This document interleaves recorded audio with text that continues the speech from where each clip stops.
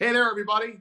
John Walton here in quarantine, just like everyone else. And boy, it's nice to be able to talk to all the folks at Club Red 365, the lifeblood of our franchise, our season ticket holders. And we're awfully glad to be able to be talking with you tonight. And we've got the guest of guests here, certainly one of the Mount Rushmore, if you will, of this franchise. 503 goals in his NHL career, nearly 1,100 games in the league, and goes without saying, old number 12, Peter Bondra, joining us here tonight. Peter, it is good to see you, even if it's not in the flesh here on Zoom, but great to see you, my friend. And how are you holding up here through all of this?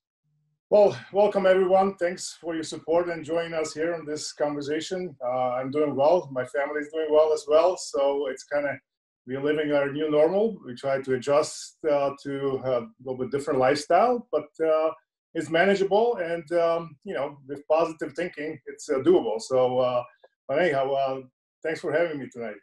Well, it's always good to be positive, and heaven knows we all could use a dose of that. We've gotten a ton of questions from fans that we solicited for right before this, and we'll get to as many as we can because I know a lot of you are watching here. But I think the first one that'll kick us off the best is from Carol Kinney, asking about what your life has been like during quarantine. Where are you currently? Where have you gone, if anywhere?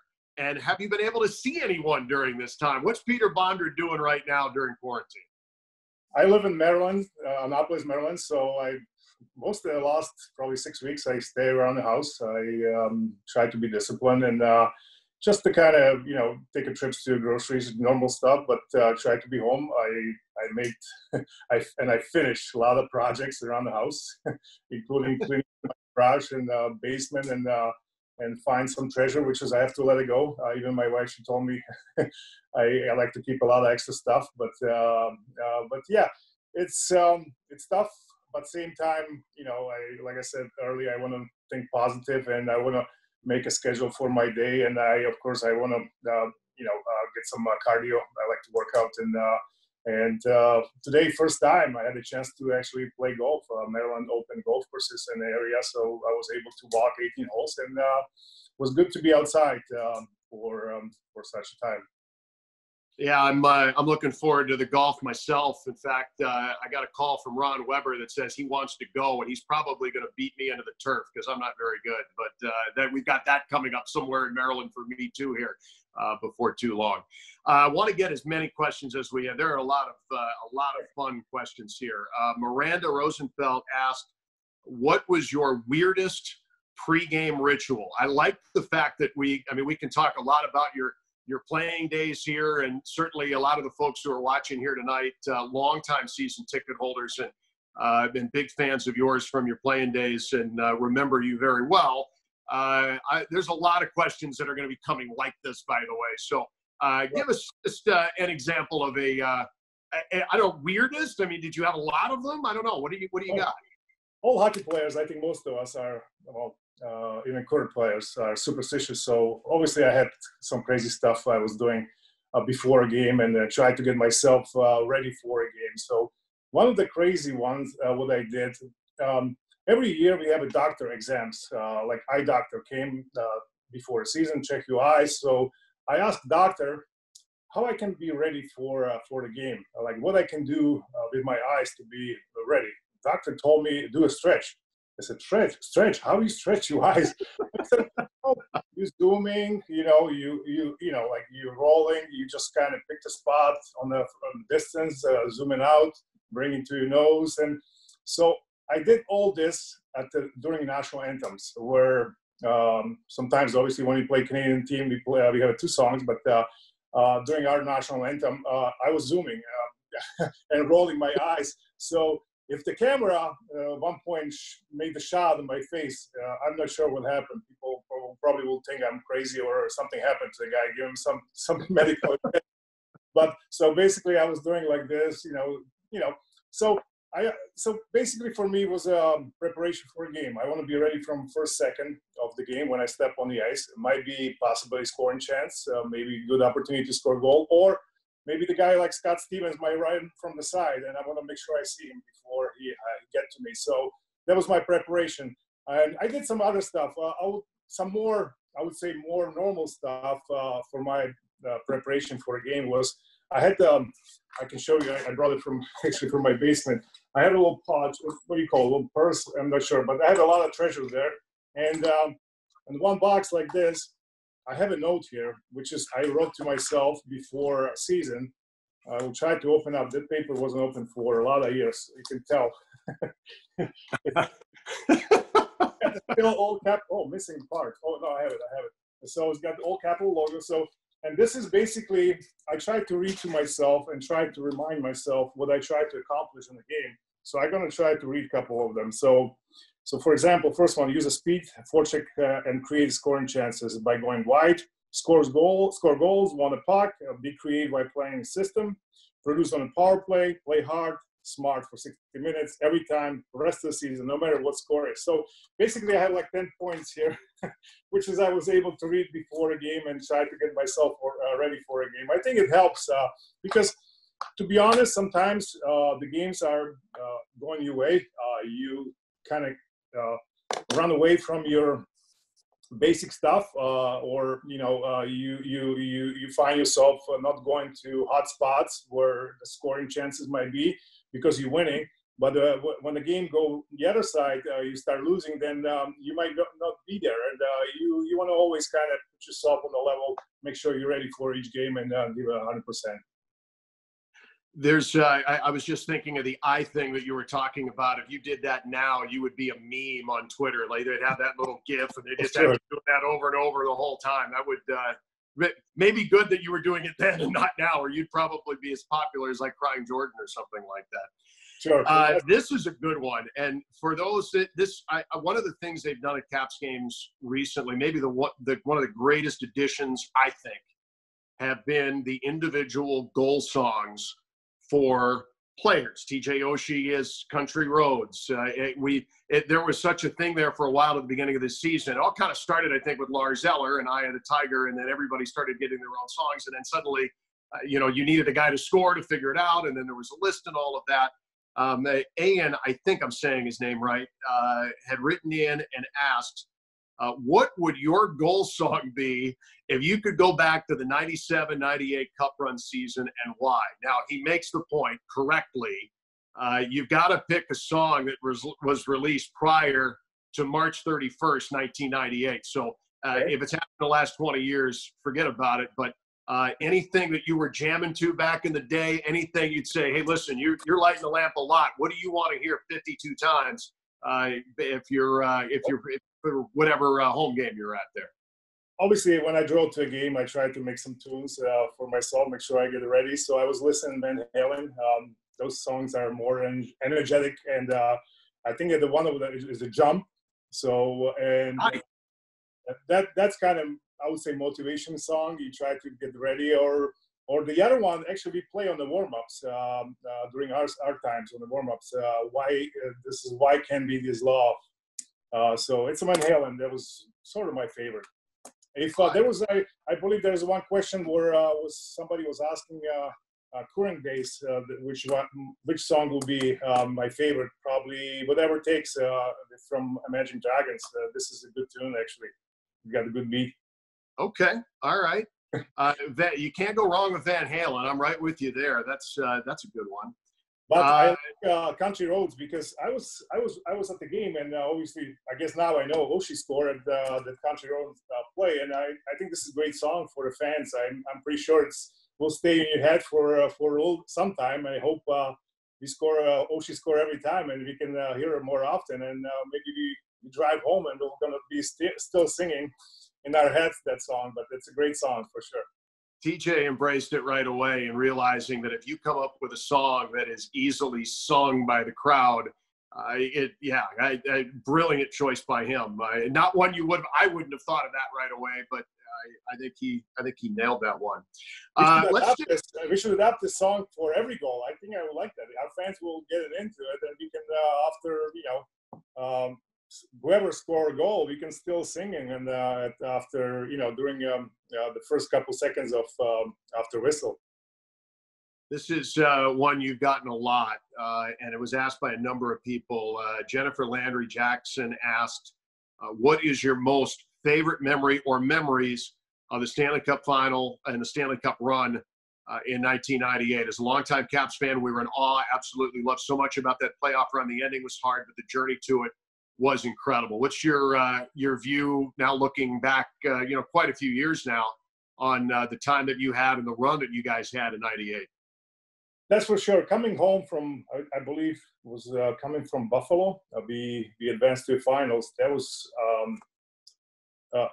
obviously wasn't as the Caps won a couple of years back, but it was a little bit something like that. We had a little taste of how great fans we have, and we come to Piney Orchard, and people came to a building, and so it was a great feeling. Yeah, we felt like we always have a great fans, but that time I felt a little special. And about the finals, there was not much good memories. Obviously, went quick, and I wish I had a chance to go back to it and maybe be better prepared for it. But it just, like I said, it happened fast. But give a credit to Red Wings; they had a great team, and they deserve to beat us. You're back in the organization now, and they finally break through and win in 2018. What did that feel for? How did you take that in? How did that make you feel? After 44 years, that was a long time, and after a lot of sweat, a lot of tears, a lot of blood, a lot of teeth coming out from the players, finally we got it. And myself, as an alumni, that was a great feeling, a little bit emotional relief too, like just kind of felt great. Finally we got it, and the city, the Washington D.C. deserved to celebrate some major trophy, and the Ovi and the boys brought it to D.C. It was, like I said, it was a great feeling, and the celebration or be at the part of the parade like yourself was something amazing, which is I'll always remember. There's a question that kind of reflects on present day here, and relying on a little bit of your expertise as a former player. Question comes from Matthew Posen. He said, what do you think will be the toughest thing for the players if and when the season starts back up? No one's gone through anything like this, but from a physical standpoint, it is such a physical sport. And at the time that the pause came, you're almost 70 games into the season. You're in the grind. You're looking ahead just a little bit. You can see the playoffs on the horizon, but you weren't quite there yet. And now you've done this where you haven't trained and you haven't been on the ice and you haven't done. How do you go back to how do you ramp up? And does being younger help? Does being a veteran, is that an advantage? What do you think?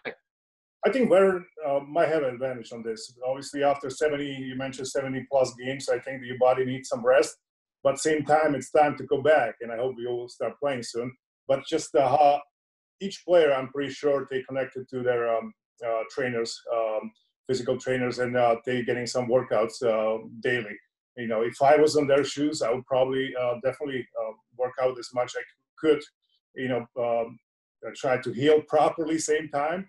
And I would probably, because you don't have access to ice, so I would probably rollerblades around my block, around my neighborhood.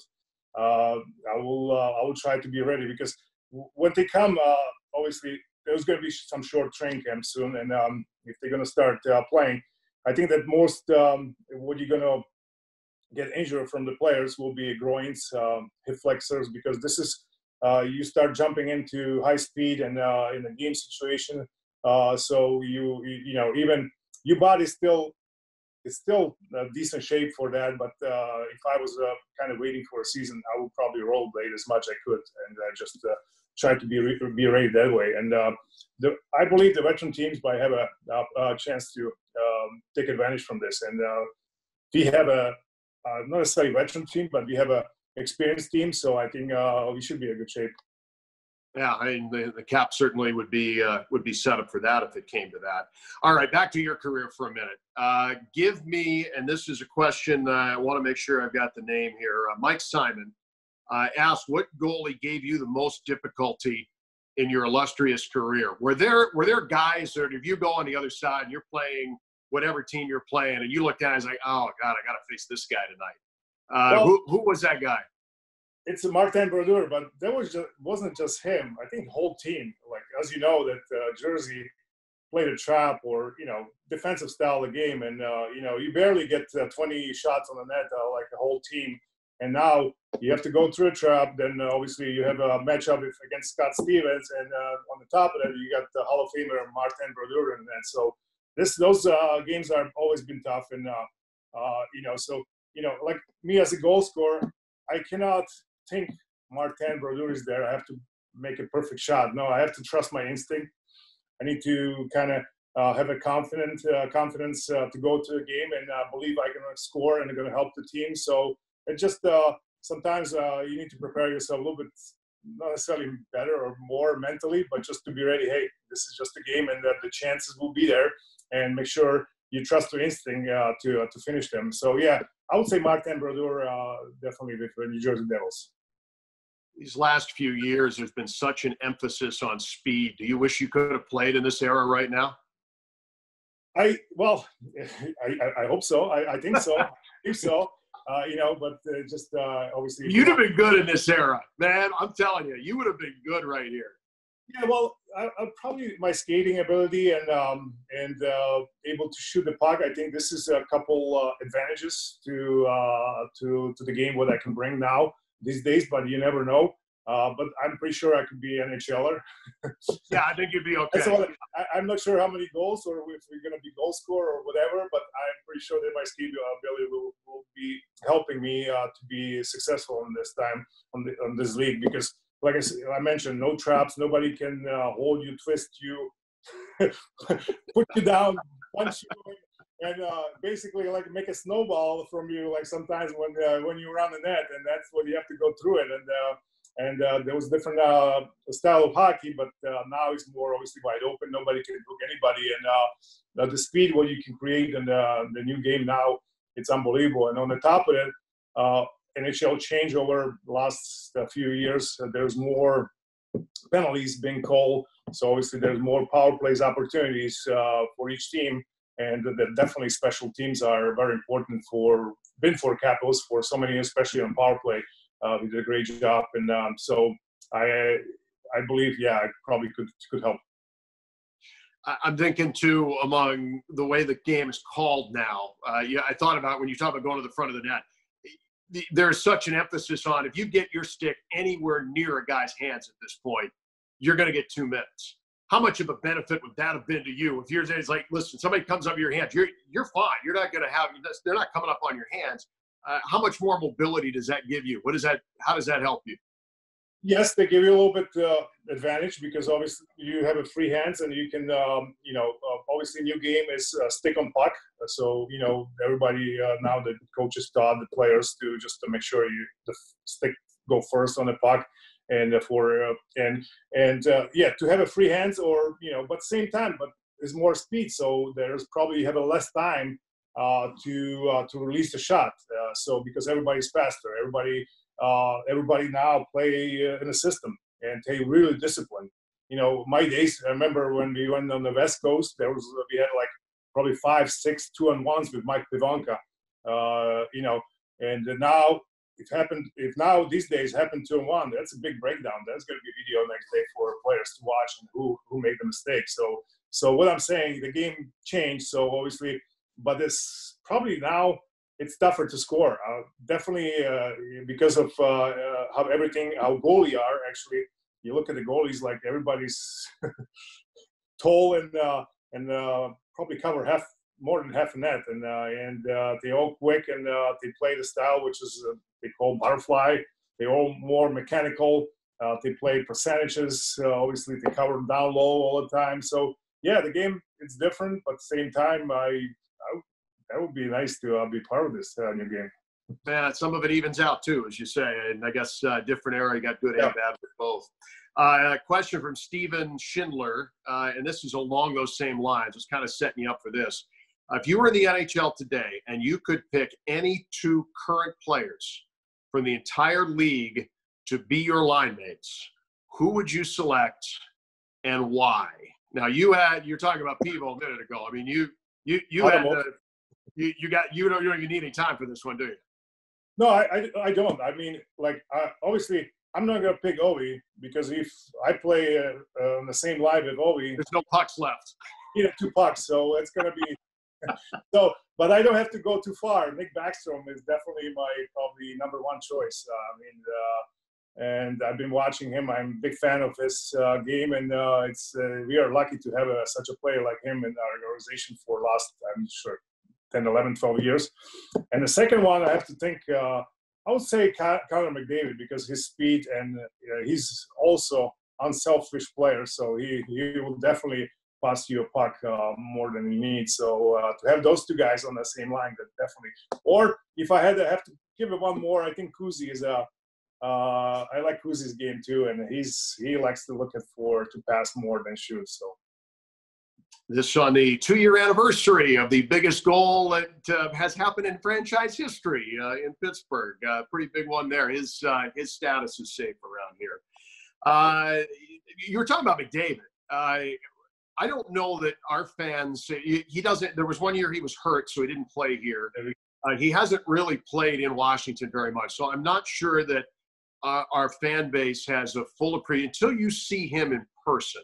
And I think back to when we played at Edmonton in October, and he single-handedly with Draisaitl brought them back, and Edmonton ended up winning the game that night. I don't know that I've seen a guy outside of Alex who can turn a game around on a dime, where you think it's like, okay, the Caps are in pretty good shape, and then McDavid just put him on his back, and single-handedly, he was the fastest player on the ice. He's got size. He's got such incredible touch. He's got to be one of the toughest guys to defend in the game. And you obviously have watched him a lot. What makes him so just an incredible player? I mean, it's a combination, I guess, of all of those things. But I was just amazed that night specifically against the Caps. So he did him in almost single-handedly.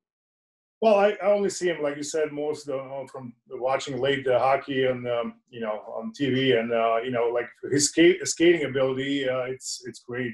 It's crazy. Like, I don't think he's the best base skater, one of the best skater ever played the game. He's just he created speed on the turns, and he's so smooth, and he's got great hands, unbelievable hands, and he controlled the puck and his stick very well, and he's got a great vision too. So I think he's like I said, he's probably one of generational players who was born in the last 100 years, and I see him as and he's not done yet. He just basically started playing from now. His career is in the horizon. So yeah, hopefully next time he's in with Edmonton, if you haven't had a chance to see him, and I know a lot of people have at least once or twice, but he's only been here a couple of times, I think, total. Hopefully that happens sometime soon here. On the subject of where we're at right now, and we're going to pretend that Peter Bondra is NHL commissioner here for a second. Jackie Botash asking if you could decide how the NHL schedules the rest of the season, what would you do?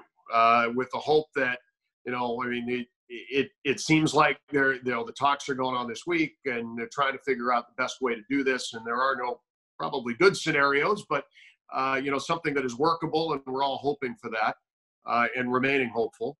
We've talked about pods, we've talked about regular season games, we've talked about going right to the playoffs. There's been a lot of things talked about. You're the commissioner. What do you do? Well, first of all, I'm looking for safety of the players and obviously our fans too. So it's very important to make sure everybody is comfortable to play the game. And I'm pretty sure they're going to have a confidence to go to the season soon. I think we have to finish the regular season somehow, and then be creative in the playoffs. Maybe short it up first round. I mean, there was maybe possibility. I'm pretty sure.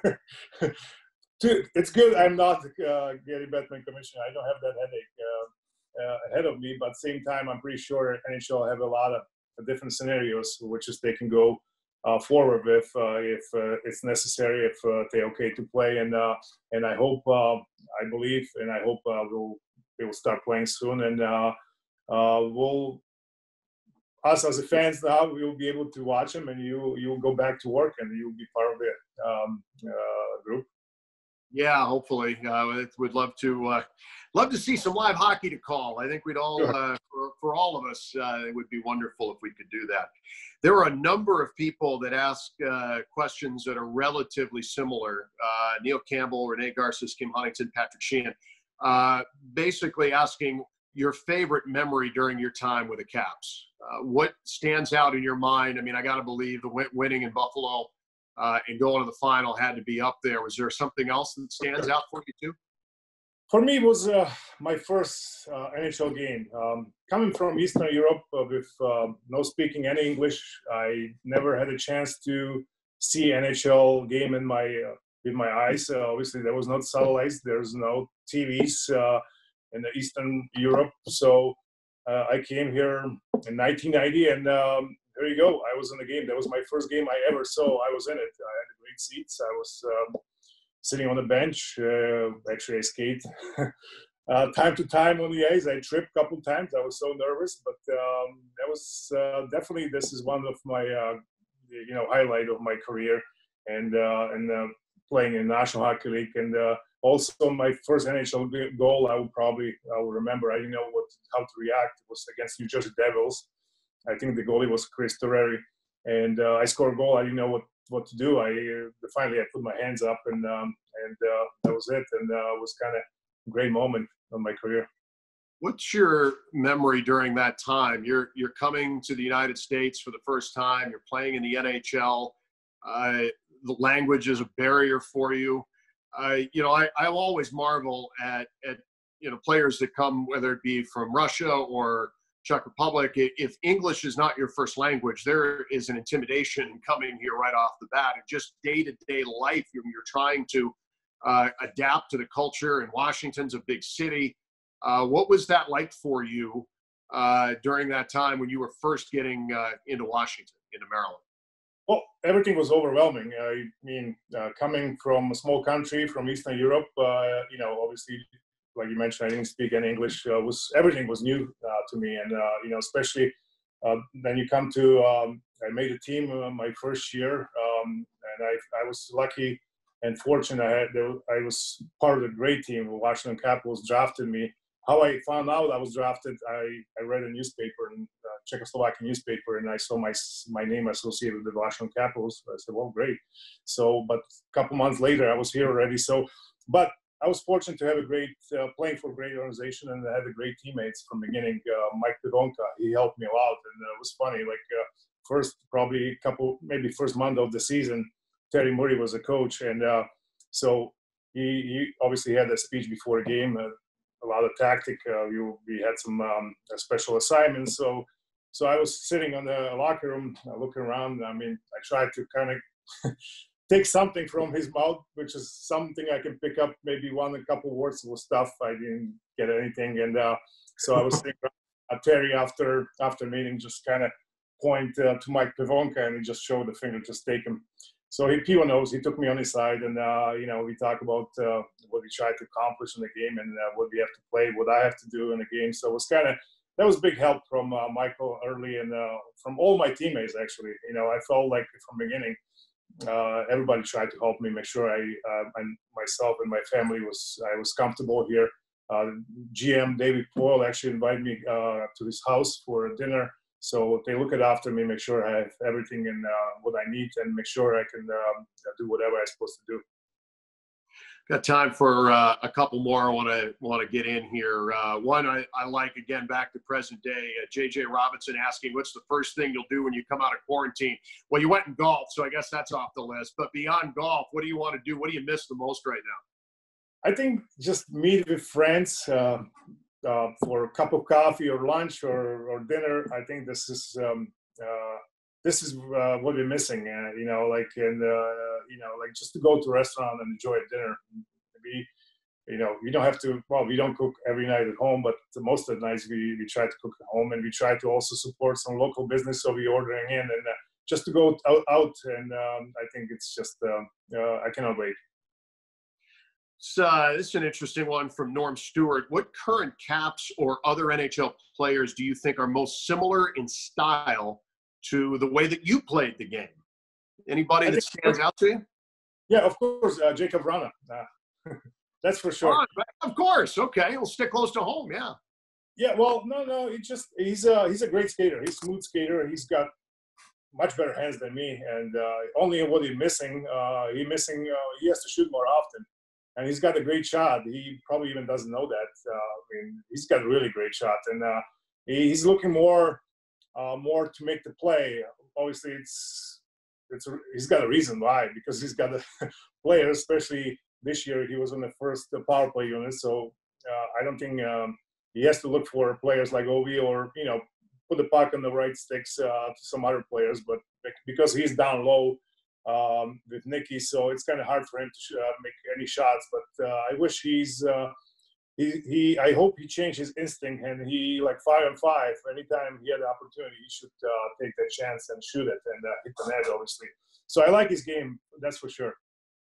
Yeah, he's got all the tools, and don't think he's coming off that power play at the top anytime soon either.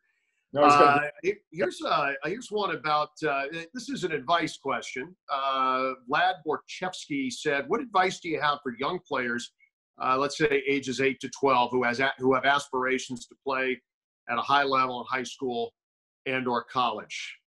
8 to 12, I think those kids should play as many sports they can, including soccer, play seasonal sports. That could help them to become even better player. And I believe their goal should be college and education. I hope this is a goal for not just for them, but they're kind of young to think that way, but the goal for their parents, I hope. And you can have a great career, and obviously you can get education, and also you can become an NHL player. Why not? There's a lot of guys taking this route, and it's a great route. My 2 boys are hockey players. They went to school, and they have a lot of fun study and obviously play hockey as well. You work on the business side with the Caps now, very visible in the community as well. I work around Craig Laughlin and Ken Sabourin, former players, and I'm always curious, that you guys put on the uniform. You played at whatever level for as long as you did. What do you miss the most about playing the game for the Washington Capitals? Ooh. I think locker room. This is to be around the guys and travel places, go to dinner, and have a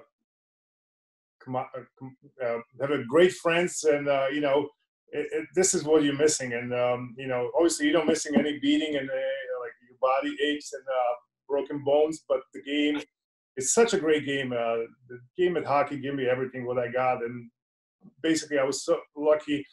I did what I was dreaming to do to pretty much through all my career, and like I said, I enjoy it.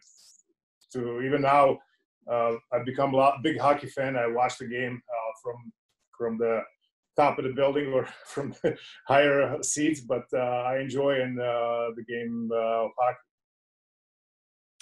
The individual awards. Well, we'll do this last question here. Squeeze in one more from Jason Rosen. How do you think the rest of the individual awards should be handled for this season? This is a weird season. I mean, you've got this, at least assuming that we go back, and I guess we can't assume that, but we're hopeful. Sure. If whether you do or whether you don't, Alex is coming up on 50 goals, and hopefully he has a chance to be able to get there. There were some guys having some incredible seasons across the league, and MVPs are tough. All the normal things that we would normally do, we're not going to get a chance to do. I guess you get the commissioner hat for the last question here. But what would you, if you're handing out awards on this season, you just do it normal, or you do it another way? Well, I'll do normal, but only if I complete a season. I'm pretty sure if we are not, for some reason, I hope, well, this is not scenario not going to happen. For some reason we don't going to finish season, then probably I'm pretty sure not any player will accept any award because the season wasn't complete. But like I said, I'm believing. I know we're going to finish the season, and I hope Alex going to win a Pierre Richard Trophy, and I hope that we're going to be celebrating another Stanley Cup. All right, this one's from me, and this is where we'll finish it. 2 years ago today, Evgeny Kuznetsov scores the biggest goal that this franchise has ever had. It gets him past Pittsburgh. It gets him into the third round for the first time in 20 years since your team in '98 went to the final. Where were you, and what was going on in your mind when he scored that goal? I don't remember where I was, but I remember where we won a Stanley Cup where I was. But I'm pretty sure I was in the building in the Capital One Arena watching a game with all the fans. I don't know, those days we had like 15, maybe to 18,000 people coming to view the game. So I'm pretty sure I was in the building. So I don't remember, but for sure I remember that that was a big goal. Finally, we got passed by Pittsburgh. Are we right to call it the biggest goal in franchise history? There's an argument for Ehlers, I guess, in Game 5. I would argue that as big as that was, the Caps had a big lead in the series and we're about to put them down. Maybe that's it. Where does that rank? What do you think? I think so. It's right there. I mean, there's a lot of different moments through Caps history of the big goals, advance to, for in our case, advance to finals, but probably for last probably few years back, for sure, that was his goal. It was his bigger one, the biggest one. And I think in my mind, I'm still that hope be safe. Was it Game 2? Game 2, yeah. That's the biggest, probably even bigger than Cruz's goal. I cannot. I could be. Yeah, I just felt like when I saw this actually I was in the building and when I saw this save, I told myself this is it. This is insane. How big save was it and how impact going to have to rest of round, and which is it actually happened. So I don't know why this stuck to me. If I don't want to be the guy who was a shooter for sure, but that was for sure. That save was unbelievable. And Vegas was really not heard from again after that. Peter Bondra, yes. Thank you so much for joining us and taking some time to chat with all the season ticket holders here. They're awfully glad to see you, I'm sure. And when you get back out on the golf course, I hope you're hitting them straight. I will. I appreciate everyone who came and joined us and whoever's going to watch it. Thanks for your support and continued support. And I believe we could be back soon and hockey will resume and we'll have, again, enjoy our lives with see something on TV, maybe in person as well. Well, here's hoping. All right, Peter, thanks very much. And thanks to everyone for watching here. And we hope to see you back at the rink sometime soon.